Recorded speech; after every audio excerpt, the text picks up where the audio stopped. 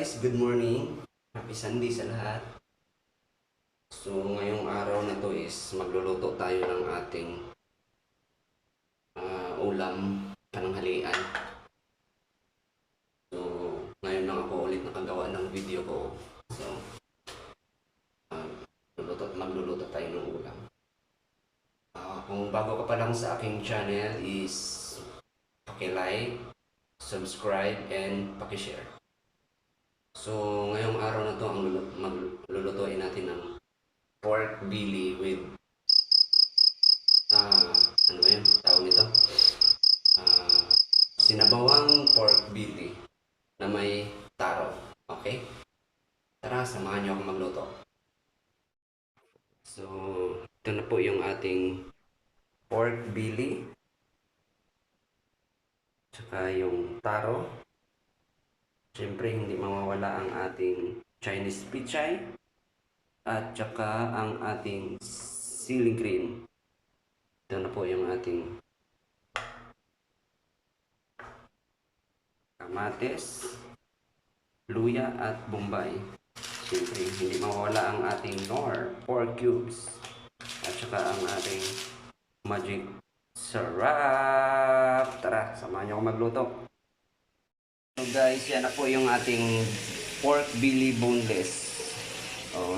Tinanggalan ko muna siya ng mantika, yung mga taba-taba para hindi naman masyadong tawag nito. Kung sa Bisaya pa, bidli. Okay. So stay tuned guys, samahan niyo pa rin ako sa pagluluto hanggang matapos to para sabay-sabay tayong mananghalian. Okay?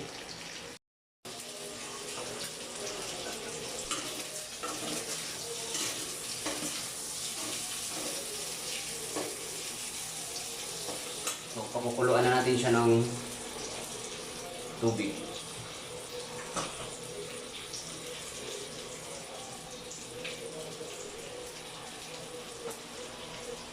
Maglalagay lang ako ng tubig.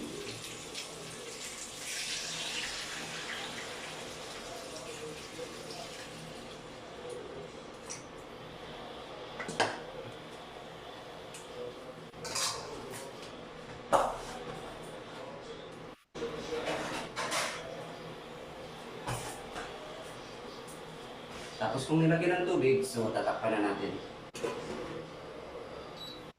Set natin sa 800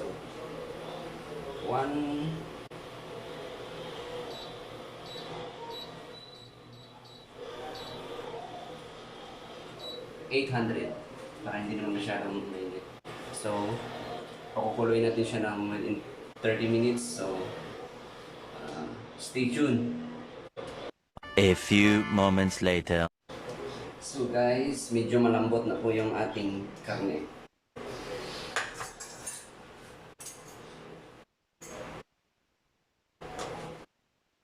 Medyo malambot na po siya. Ito na tayo maglalagay ng ating kamates, luya at saka bombay.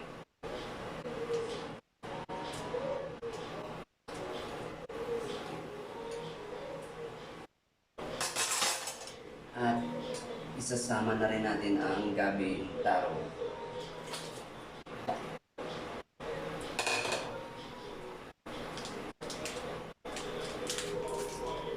Ilagay na rin natin ang ating Knor, pork cubes.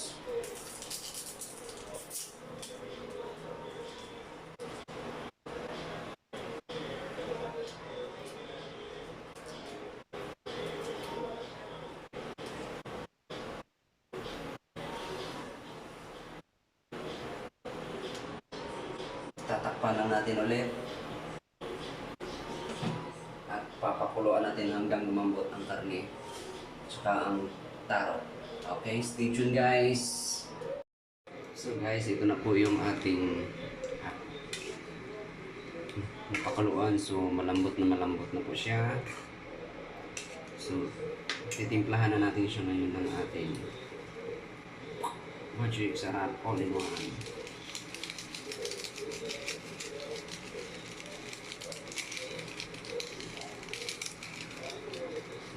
Konti lang. tsaka yung asin.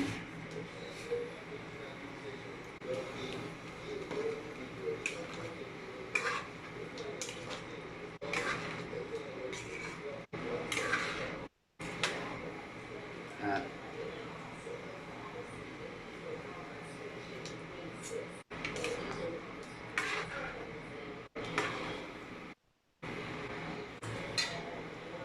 tatakpan natin ulit at lulutuin natin siya ng medium heat. Okay.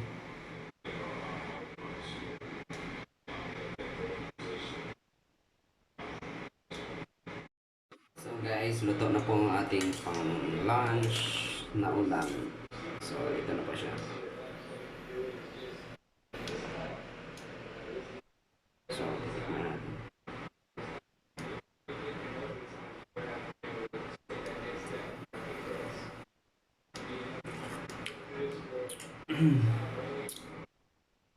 Ayos. Magbubusog tayo nito. So ilalagay.